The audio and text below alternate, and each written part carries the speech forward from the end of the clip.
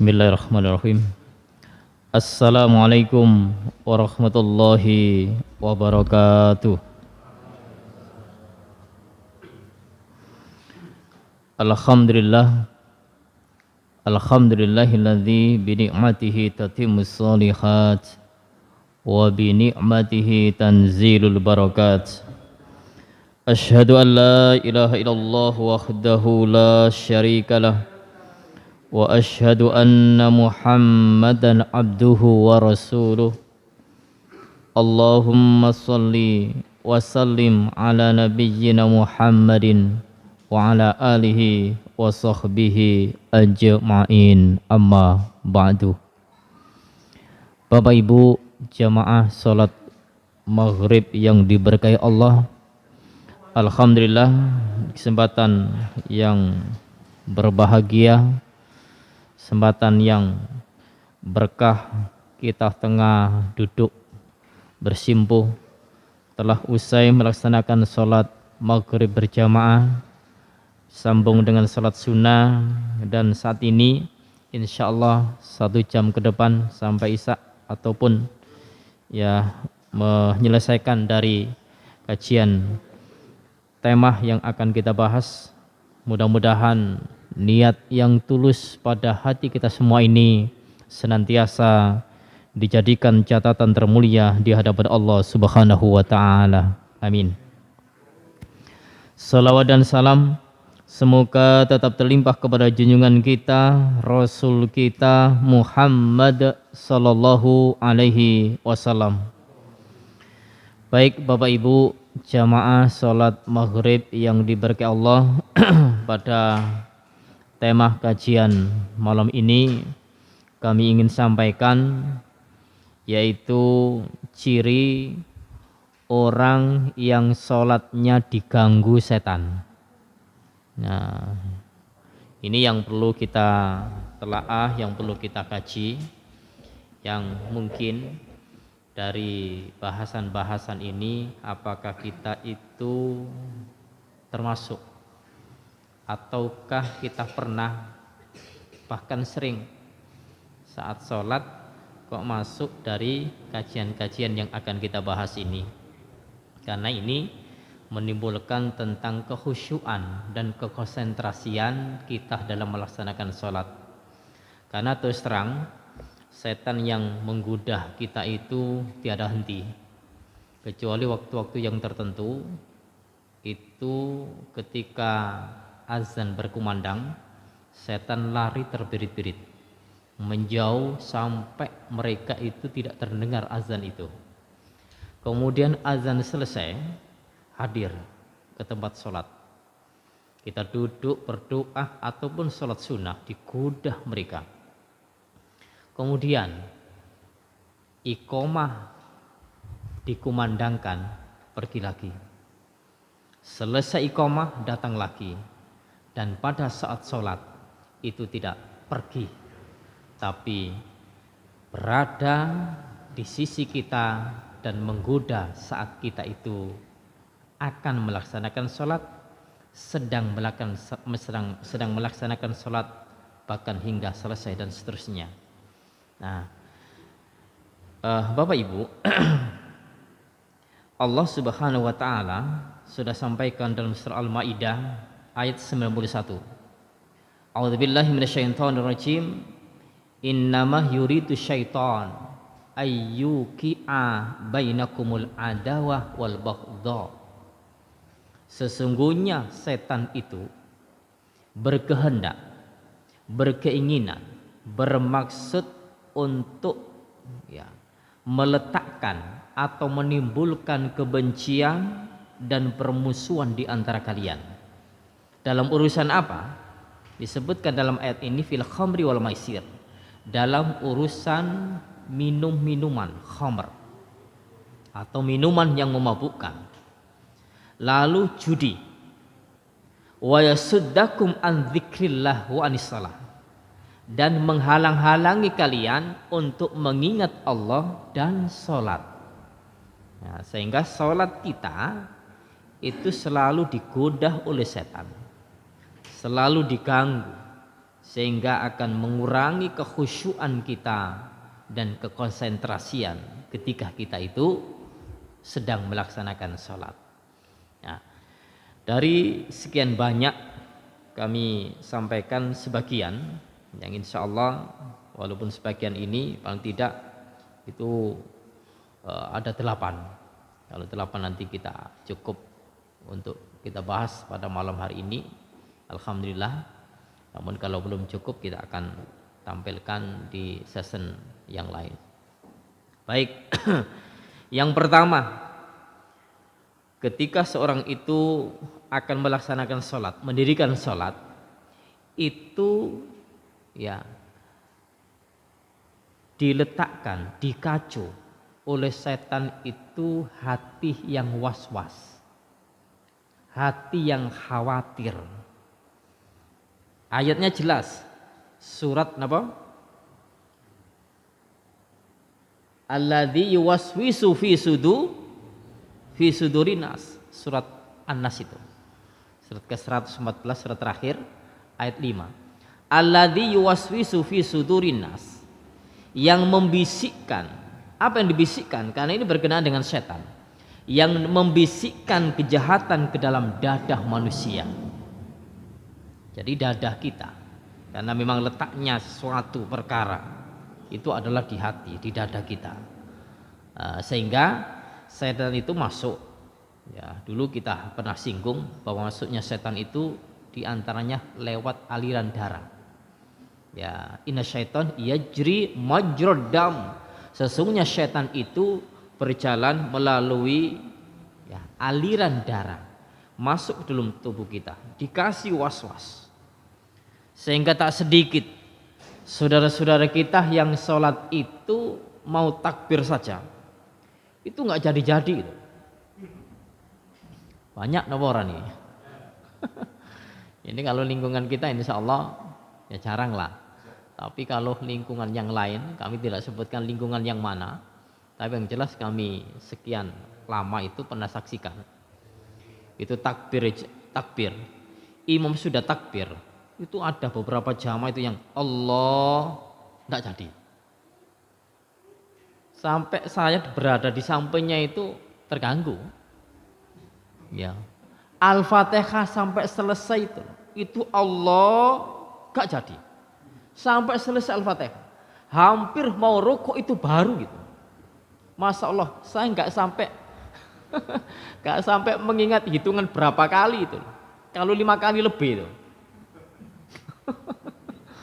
Itu rasa was-was ini gangguan. Kenapa harus begitu? Maunya kan niatnya ya enggak jadi. Khawatir jangan-jangan takbir saya ini enggak sempurna. Jangan-jangan takbir saya ini enggak tepat. Ini jangan-jangan tok. Enggak selesai ini. Ya, semestinya imam takbir kita sudah menata niat. Nah, kemudian Allahu Akbar imam, kita bergegas. Idza kabbar fakabbiru. Jika imam itu sudah takbir, maka takbir. Kita tidak perlu, wah ini niat banyak, akhirnya nggak jadi. Wah, kapan selesainya?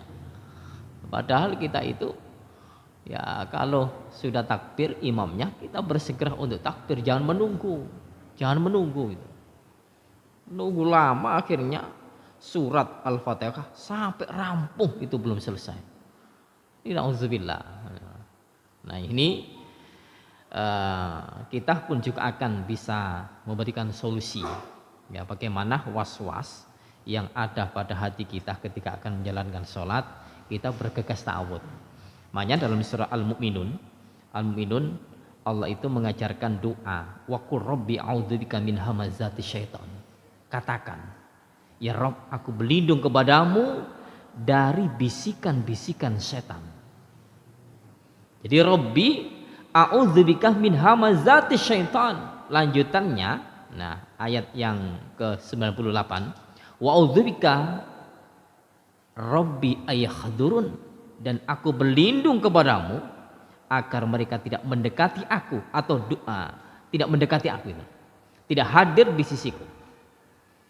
Jadi kita itu boleh untuk berta'awud seperti doa ini tadi, atau ta'awud auzubillahi minasyaitonirrajim, untuk melepas atas was-was yang ada pada hati kita, pada diri kita, agar sholat yang kita akan lakukan itu sudah bisa terlaksana dengan tertib, bisa terlaksana dengan baik, dan tidak timbul rasa was-was, rasa khawatir, padahal kita itu sudah meletakkan di situ, sudah niat. Nah, ini yang pertama. Yang kedua, ini mungkin juga ya karena keseharian gitu loh, keseharian. Ragu keluar sesuatu dalam perut, ragu gitu. Masih ragu, tapi belum jelas. Makanya Rasulullah itu dalam hadisnya riwayat Abu Hurairah, Rasul pernah menyampaikan, idza wajada ahadukum fi batni syai'an, apabila salah seorang di antara kalian itu ada sesuatu dalam perutnya, ada sesuatu dalam perutnya, fa ashkala alaihi akhraja minhu syai'un amla. Nah, maka ia ragu, fa ashkal, maka ia ragu apakah sesuatu itu keluar dari perutnya ataukah tidak. Fala yakhrujanna minal masjid hatta yasma' sautan. Maka jangan sekali-kali keluar dari masjid sebelum ia itu betul-betul mendengar suara. Nah, au yajida rihan, atau enggak terdengar suaranya, baunya sudah terasa.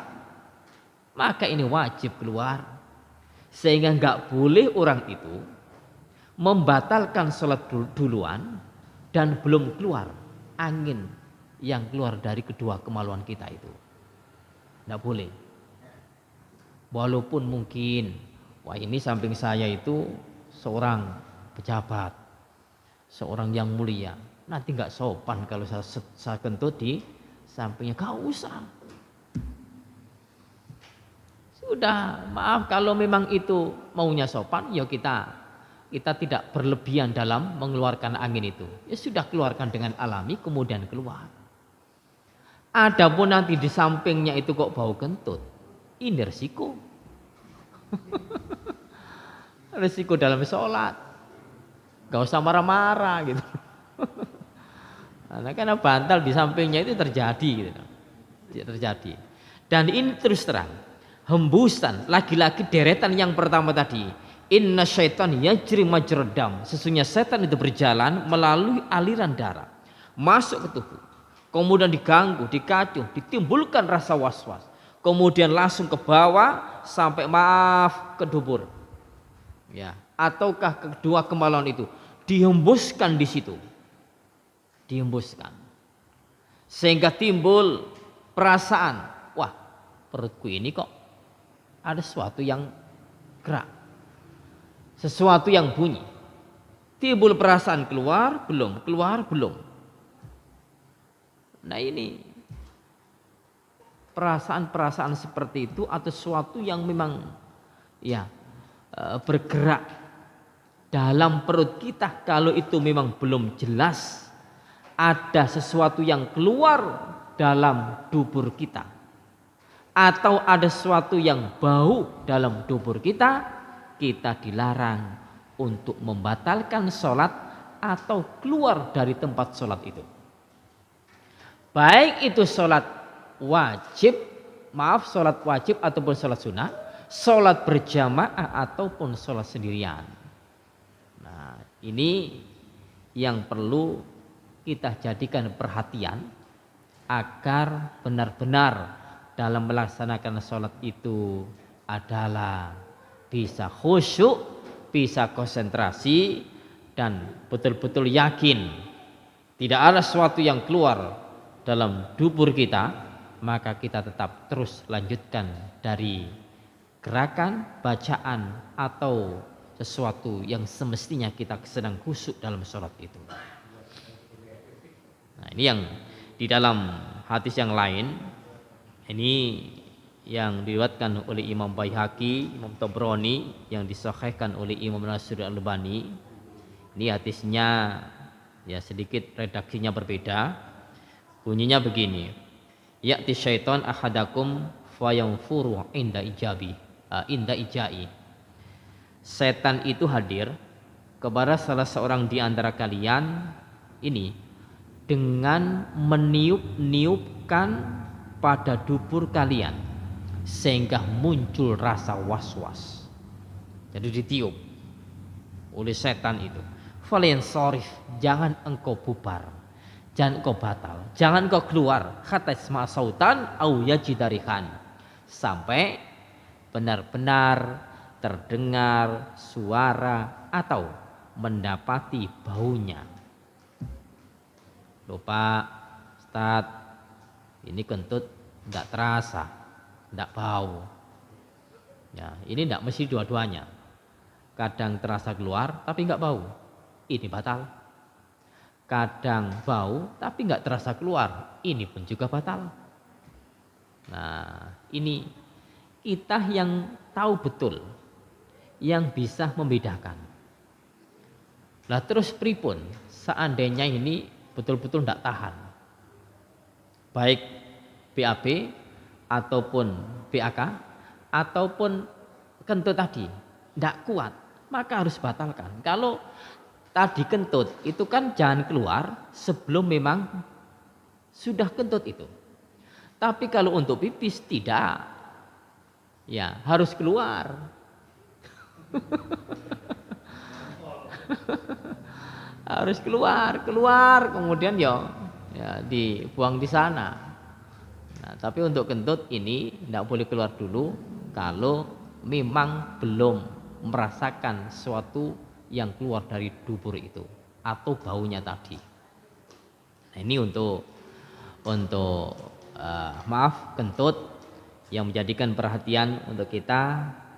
Adapun nanti keluar suatu BAB ataupun BAK tadi yang memang betul-betul tidak mampu untuk ditahan keluar, ya tidak mampu untuk ditahan keluar. Tapi kalau sekedar itu aja terasa, ya kita bisa menangani, maka itu bisa dilanjut. Nah, ini yang kedua. Selanjutnya yang ketiga. Nah, ini yang ketiga. Setan selalu mengganggu seseorang ketika bacaannya, ya, ketika bacaan sholat itu diganggu. Apa yang membuat ya jelas bahwa itu adalah setan mengganggu? Ini mengakibatkan bacaan kita itu kacau. Nah, bacaan kita itu kacau. Nah, lain dengan orang yang sudah hafal tapi lupa. Ya, kadang-kadang bacaan wah ini lancar lupa. Ya. Kalau sudah hafal konsentrasi insya Allah. Atau kalau belum hafal, ingat-ingatnya kurang kuat. Ya, maka ini bisa jadi lupa. Tapi bacaannya itu kacau gara-gara apa? Ingatnya bukan di tempat sholat. Pikirannya berada di luar. Sehingga bacaan yang kita baca itu kacau. Inilah jenis setan yang bernama khonzab. Ya, nama setannya itu disebut khonzab atau redaksi yang lain khinzib. Makanya sahabat Utsman bin Abdul As radhiyallahu anhu pernah berkata, "Ya Rasulullah, wahai Rasul, inna syaitan qad halah baini wa baina salati wa qiraati yalbisuha alayya." Rasul, sesungguhnya setan itu menghalangi antara diriku dan salatku dan bacaan salatku ini dan bacaan salatku itu menjadi kacau. Loh, ditalbis, tercampur. Terus terang gara-gara pikiran itu melayang. Bukan berada di tempat sholat, tapi pikirannya kadang di alun-alun, kadang di pasar, kadang di jalan raya, kadang di pekerjaan, atau di tempat mana. Sehingga pikiran-pikiran itu berada di luar, maka bacaan sholat kita itu langsung pindah ke sana, pindah ke sini. Nah, ini yang sering, kami pun juga pernah Nah, hal yang demikian ini memang betul-betul ya harus kita waspadai. Kemudian ditanyakan oleh Rasulullah seperti itu, maka jawab Rasulullah begini. Faqala Rasulullah sallallahu alaihi wasallam, "Dzaka syaiton yuqalu lahu khanzab." Itulah setan yang disebut dengan khanzab. Ini nama setannya yang disebut dengan khanzab. Fa idza aksastahu fata'awwadhu billahi minhu watfil ala yasarika salasa. Jika engkau mendapat yang seperti itu, ya, jika engkau mendapat yang seperti itu, gangguan, terasa terganggu, wah pikiran saya kacau, sehingga bacaan-bacaan kacau, maka Rasul menyampaikan fata'awwad billah, maka berta'awudlah, kemudian watfil itu disuruh niup sebelah kiri sebanyak 3 kali. Jadi umpama kita sholat itu bacaannya kacau, semburat, tidak ingat, kita diminta untuk auzubillah, kemudian meniup sebelah kiri 3 kali. Itu dalam sholat. Ya. Nanti napa ora? Ini karena kacau bacaan. Ini setan khanzab masuk. Lah khanzab itu bukan 1, bukan 2. Karena manusia hamba Allah itu banyak orang yang melaksanakan sholat itu bareng. Waktu maghrib di setiap tempat wilayah, kalau maghribnya itu sama, ya setannya itu malah berapa banyak? Ya sekian banyak orang sholat itu dimasuki semua, digoda semua. Itu khanzabnya banyak. Nah, kemudian qala fa fa'altu dzalika fadhhabahullahu anni, maka aku lakukan itu, langsung Allah menghilangkan dari godaan dan kacauan setan yang jenis khanzab tadi untuk menggodaku. Sudah selesai. Nah, ini yang mungkin bukan hanya bacaan, tapi pikirannya kacau gitu. Pikirannya melayang aja sholat itu. Ya nanti ada jenis yang lain untuk keraguan-keraguan, kekacauan dalam sholat itu juga nanti ada berikutnya. Jadi ini yang ketiga, bahwa bacaan sholat yang kadang-kadang kacau, ya keliru itu melayang pikirannya itu. Ya, ini Masya Allah, ya kita diminta untuk berta'awud. Ini seorang sahabat yang demikian itu diganggunya, apalagi kita gitu loh. Apalagi kita. Mungkin bukan jarang, tapi kita itu kadang-kadang Masya Allah sering napa ora? Sering.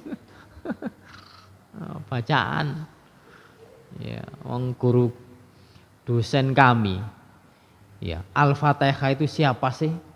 Wah, anak-anak level anak-anak itu sudah hafal Al-Fatihah, itu lupa gitu. Bacaan Al-Fatihah. Kalau bacaan surat panjang itu maklum kan dia, mungkin hafalannya kurang matang. Tapi itu Al-Fatihah itu, Al-Fatihah lupa. Ada yang Al-Fatihah nggak terbaca, nggak dibaca, langsung surat. Ada baca Al-Fatihah tengah-tengah itu langsung diem. Ini pikirannya kemana? Ya kemana-mana gitu loh. Nah ini kacauan setan jenis khanzab ini, Masya Allah betul-betul jeli untuk menggoda umat Islam yang tengah melaksanakan sholat. Ini yang ketiga. Selanjutnya yang keempat, ya, yang keempat dalam melaksanakan sholat, tolah-toleh atau noleh gitu loh. Kalau noleh sebagai ekspresi yang mungkin di sebelah kita itu ada yang sesuatu yang mungkin mengagetkan. Ada anak kecil kok langsung jatuh gitu loh. Ya, spontan, ya, wajah kita itu langsung menoleh. Kemudian kembalikan. Ini lain urusannya. Tapi memang ini ada sebuah kesengajaan. Jadi sholat itu noleh gitu. Nah, ini biasa bukan ya memang niatnya ada yang kalau kami lihat di YouTube itu ya orang pencuri ini kan sudah terlihat oleh CCTV itu. Jadi sholatnya itu ikut takbir padahal pencuri. Sholatnya di belakang. Noleh dulu. Ini ada orang ada enggak ini? Kemudian ketika sholat ikut sholat takbir. Ini sudah melirik benar. Sudah toleh ke kanan, tidak ada orang. Langsung tas yang ada di pojok diambil. Sholatnya belum batalkan, tapi kan memang niatnya nggak sholat itu. Hanya untuk mengelabui ya jamaah agar dianggap sholat. Toleh-tolehnya tadi itu sudah dari awal setan masuk. Nah ini dalam posisi sholat itu kita itu noleh itu. Ini curian yang dicuri oleh setan. Makanya dalam hadis dikatakan wa an Aisyah radhiyallahu anha qalat sa'altu Rasul sallallahu alaihi wasallam anil tifati fi shalah. Dari sahabi Aisyah istri Rasul menyampaikan, aku ini pernah tanya kepada Rasul sallallahu alaihi wasallam tentang iltifat. Ya, iltifat itu menoleh dalam salat. Faqala, maka Rasul mengatakan huwa ikhtilasun yakhtali syaitan min salatil abdi, rawal Bukhari. Itu adalah curian yang setan itu mencurinya dari salat seorang hamba. Menoleh itu yang semestinya wajah dan posisi kita itu menghadap ke arah kiblat, menoleh ke arah samping kanan atau samping kiri. Bukan hanya pada posisi berdiri saja, bisa jadi pada saat rukuk noleh sebelah kiri ataupun kanan, bisa jadi dalam keadaan sujud, bisa juga dalam keadaan duduk, menoleh ke samping kiri atau ke samping kanan ataupun menoleh ke atas. Nah ini yang termasuk dari curian setan. Di hadis yang lain Walid Tirmidzi dan diriwayatkan oleh Imam Tirmidzi dan disahihkan oleh beliau dari sahabat Anas, iyyaka wal tifat fi shalah, hendaknya engkau jauhi, engkau hindari menoleh dalam salat itu, fa innau halakatun, karena sesungguhnya menoleh itu merupakan sebuah kebinasaan. Artinya sebuah kesalahan itu. Sebuah kesalahan bagi seorang yang ketika dalam melaksanakan sholat. Tapi sebetulnya kalau dimaknai secara hakikat, makna menoleh itu bisa menoleh, memalingkan hatinya ya kepada selain yang semestinya berdialog dengan Allah itu. Karena terus terang sholat itulah yunajil abd min rabbihi. Dialognya seorang hamba dalam sholat itu adalah yaitu dialog seorang hamba dengan Robnya pada saat sholat itu. Lah sedang dialog ternyata pikirannya lain, hatinya yang lain, sehingga ini termasuk daripada menoleh secara hakikatnya.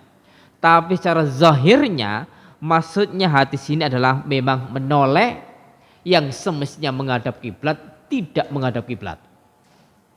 Bisa mengarah ke kanan ataupun bisa mengarah ke kiri. Ini pada saat sholat seseorang. Nah ini menoleh dengan sengaja. Kalau tadi ekspresi kita gara-gara ada sesuatu yang mengejutkan, maka langsung segera untuk dipalingkan. Nah ini yang perlu kita pahami. Namun kalau ada sesuatu yang membahayakan, ini yang seringkali kita itu menjawab kondisi ataupun yang terjadi di YouTube itu boleh apa tidak gitu loh. Seperti yang terjadi pada beberapa bulan yang lalu. Jadi imam takbir, kemudian jamaah takbir, ada seorang perempuan yang langsung masuk nyelonong ke arah imam itu. Ya, YouTube-nya kan sudah nyebar gitu kan ya. Masuk ke imam, jamaah yang di belakangnya pas imam tadi langsung gerak nangkep si perempuan tadi, seliding masukkan ke kamar sebelahnya imam itu. Ini kan sudah langsung membubarkan. Kalau nggak dibegitukan maka nanti akan kacau. Nah ini hal yang demikian ini menurut kami memang tepat untuk mengamankan, membatalkan pada saat posisi seperti itu, karena sasarannya adalah saat itu adalah imam. Ya, bisa jadi nanti berbahaya bagi imam, maka si makmum tadi segera untuk menangkapnya. Nah ini ya memang harus dibatalkan. Ya, dibatalkan. Nah ini pada saat bukan menoleh lagi, tapi membatalkan dalam kondisi berbahaya. Ya, artinya kesimpulan hadis ini adalah menoleh tidak diperkenankan dalam sholat, dan itu membuat ya keberhasilan setan untuk mencuri dari kekhusyuan kita. Nah makanya Rasul sudah beberapa kali kami sampaikan, kadang orang itu sholat hanya mendapatkan 1/10%, 1/10. Ada yang 9, 1/9, 1/8, 1/7, 1/6, 1/5, 1/4, ya 1/3. Ada yang separuh lumayan. Ya daripada yang yang ini gara-gara apa? Di antaranya ini gitu loh. Jadi dari yang pertama tadi itu membuat bahwa sholat kita, baik sholat sendirian ataupun sholat jamaah, membuat kekhusyuan kurang dan hasilnya pun juga tidak maksimal. Nah, ini yang keempat. Masih ingat nggak? Ya, oke. Oh, oke. Ya.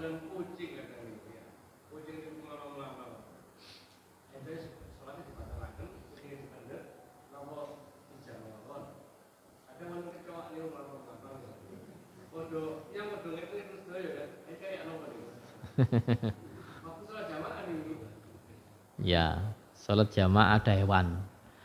Dalam hadis kalau ada hewan yang membahayakan maka diminta dibunuh. Yang membahayakan disebutkan dalam hadis itu ular hayya wal akrob, kalajengking. Maka saat itu bisa boleh dan memang harus diharuskan kalau membahayakan untuk dibunuh saat sholat itu. Ya, saat sholat membunuh. Tapi kondisi kita kan ya langkah gitu loh. Tapi karena saat itu zaman Rasulullah itu sebelahnya itu memang rawa-rawa, hutan, tempat ibadah pun juga bisa jadi hewan masuk. Maka saat itu Rasul menyampaikan akrab wal khay, yaitu ular dan kalajengking. Kalajengking nanti sebangsanya, kelabang itu juga. Itu yang diminta untuk dibunuh dan membahayakan. Tapi kalau kucing, ya sampai Abu Hurairah dijuluki Abahir, itu karena memang kebiasaan beliau itu kemana-mana bawa kucing.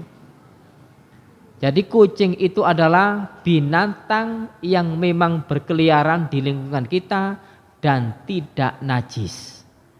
Sehingga kalau sholat ada kucing di depan kita, itu biarkan. Ya, tidak mengapa. Ya, dan tidak usah kita ambil, kemudian kita keluarkan.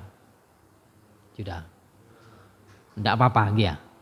Nah, cuma sebelumnya kan harus kita antisipasi gitu loh. Nah, ngoten, tidak apa-apa. Dalam kecoa juga bukan binatang yang najis. Kalau bukan najis, kecoa. Tapi kan gini kan ya, kecoa kan ganggu kan ya, ganggunya kecoa nanti kan kacau kan ya. Nanti kalau sudah masuk ke waktu ini, nanti jangan-jangan masuk ke ini, boleh saat itu dibunuh. Pripun diinjek gitu aja. Tidak apa-apa. Ya, tidak apa-apa gitu. Kecoa kan ya. Oke, kecoa. Tapi tidak najis dulu ya. Boleh di waktu sholat itu ya langsung kita akan menyelesaikan untuk itu. Tidak apa-apa. Ya. Oke. Pripun? Oke, coba. Oke.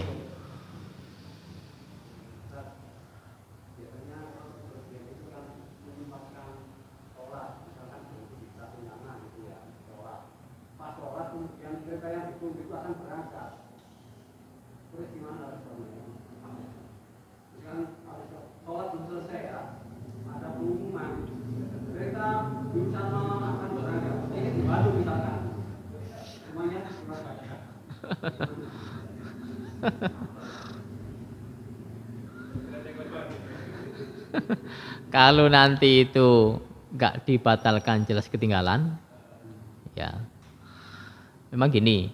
Jadi suatu hal yang membahayakan untuk kita itu boleh dibatalkan, ya boleh dibatalkan. Memang sholat itu kan gini. Jadi miftahus sholat tuhur, wa tahrimu at-takbir, wa tahliluhu at-taslim. Sholat itu kuncinya adalah berwudu. Pengharamannya adalah takbir. Penghalalannya adalah taslim. Nah, dari hadis ini dimaknai bahwa kalau untuk membatalkan sholat pakai salam. Tapi ternyata ini adalah memang sholat. Artinya sholat dari awal sampai akhir itu ditutup dengan salam.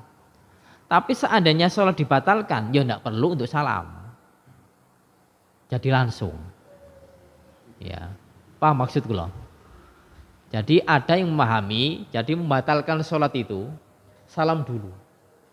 Oh ini salam itu adalah penutup. Dan ini bukan penutup, membubarkan sholat kan ya. Bubarkan. Sudah, selesaikan aja, itu aja. Selesai, bubarkan. Iya, nanti. Seperti waktu sholat ya, baru takbir, Allahu Akbar. Perasaan dalam bacaan kita, ya sudah, cukup itu loh. Ternyata baru ihdinas siratal mustaqim, iqamah dikumandangkan. Maka saat itu selesai. Ya. Karena kalau sudah sholat itu wajib didirikan, sudah tidak ada sholat lagi. Sudah tidak ada sholat lagi. Maksudnya kalau sudah iqamah tidak boleh sholat sunnah. Tapi kalau memang itu sempat untuk diselesaikan, selesaikan. Sempat lo ya. Mungkin waktu tahiyat, jangan langsung ditutup. Wah ini iqamah. Karena hadisnya kalau sholat jamaah, sholat wajib didirikan, maka sudah tidak ada sholat lagi. Itu maksudnya nggak sempat. Nah kalau mulai awal kan nggak mungkin, nggak boleh ngejar itu.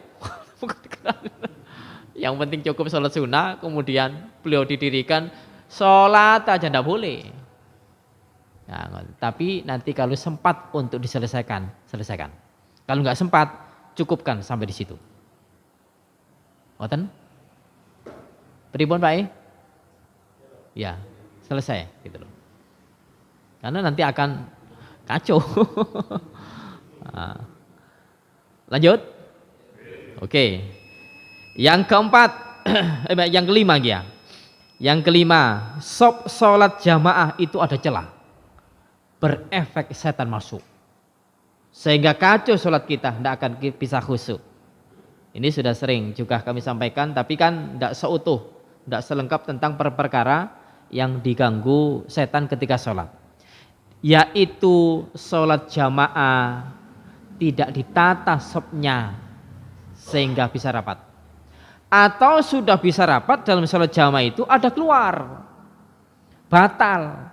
Maka itu harus diapit lubang itu.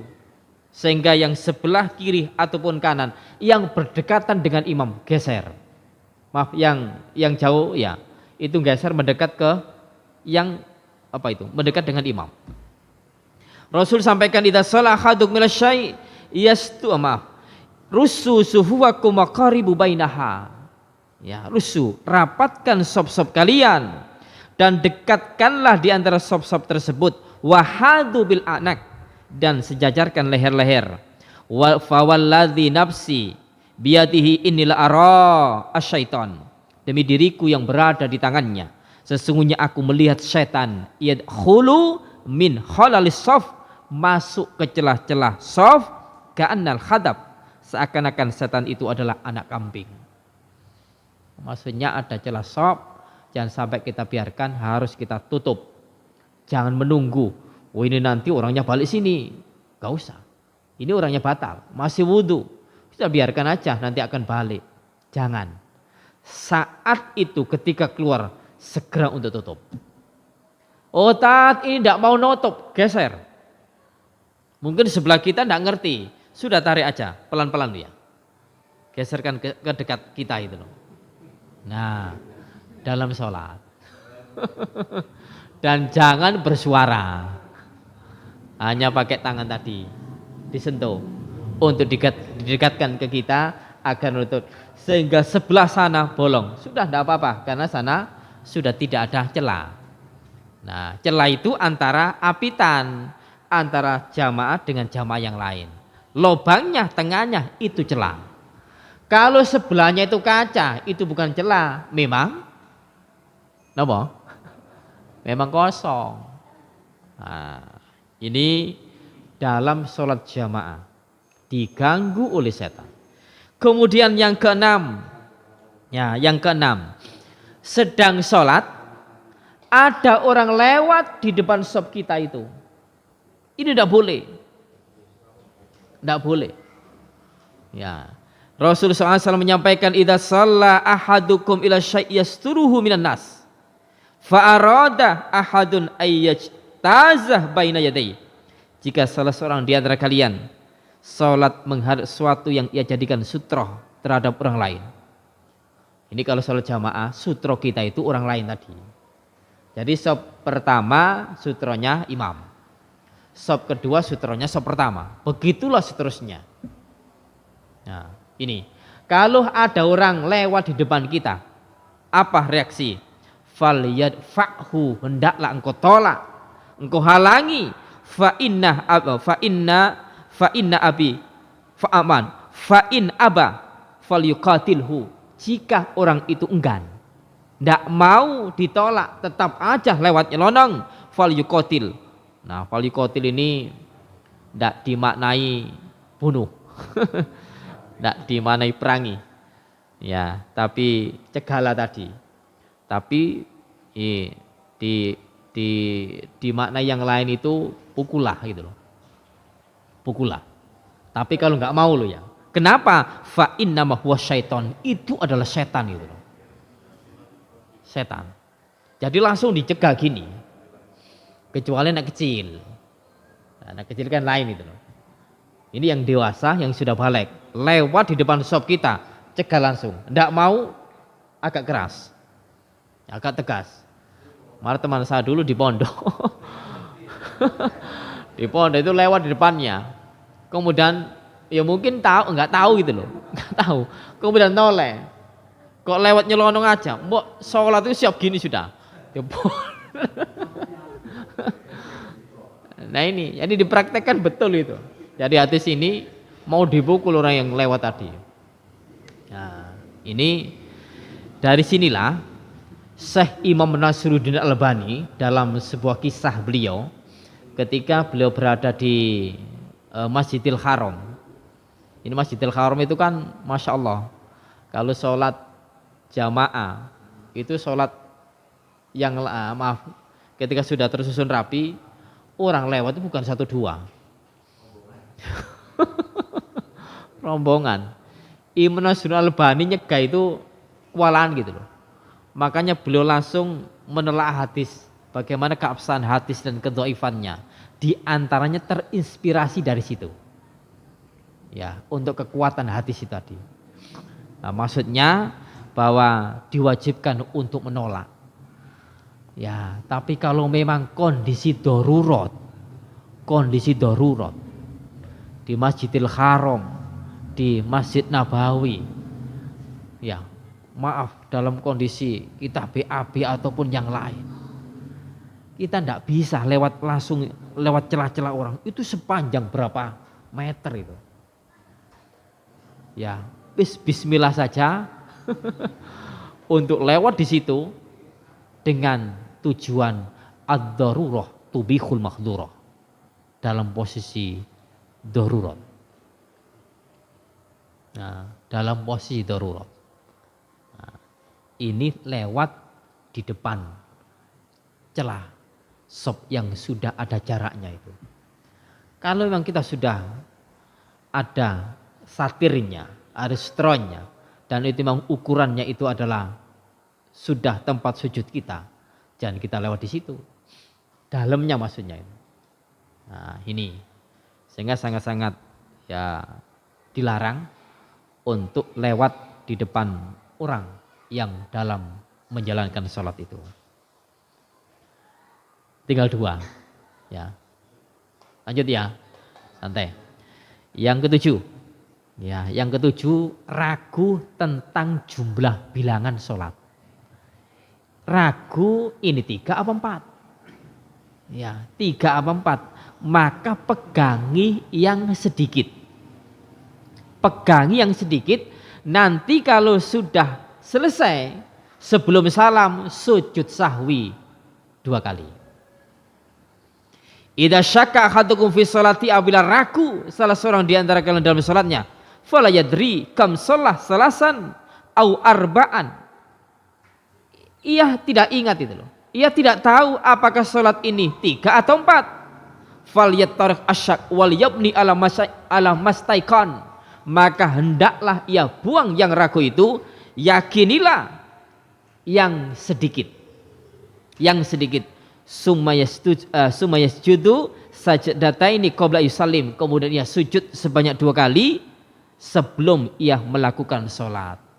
Nah, maaf, sebelum melakukan salam. Jadi sujud sahwi. Sujud sahwi caranya pripun?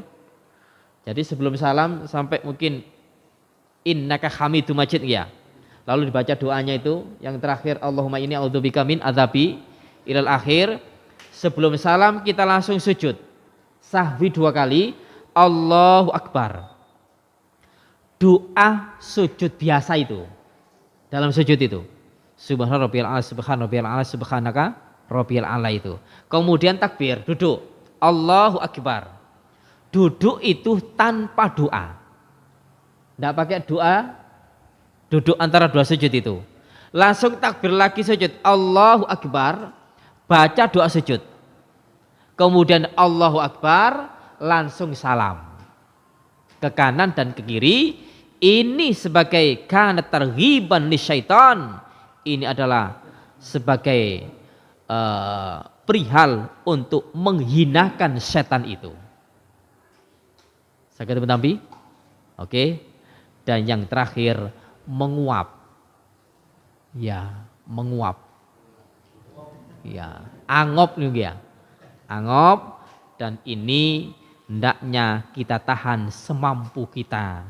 Idza tasawaba ahadukum bis sholati falyagzim mastata'a fa inna syaitan yadkhul.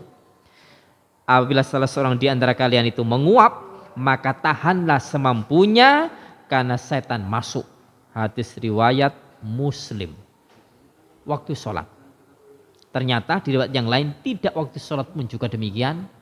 Setidaknya kita meletakkan tangan kiri atas suatu ke mulut kita. Jangan sampai terbuka lebar. Setan akan masuk ke mulut kita. Gangguan setan di sekian banyak sisi. Yang kalau kita tidak jelaskan, maka kita tidak sadar bahwa itu adalah gangguan setan. Saged dipun tampi? Ya. Demikian kajian tentang ya ciri orang yang sholat diganggu setan. Mudah-mudahan bermanfaat untuk kita semua. Kita tutup dengan doa kafaratul majelis. Subhanakallahumma wa bihamdika asyhadu an la ilaha illa anta astaghfiruka wa atubu ilaik. Wassalamualaikum warahmatullahi wabarakatuh.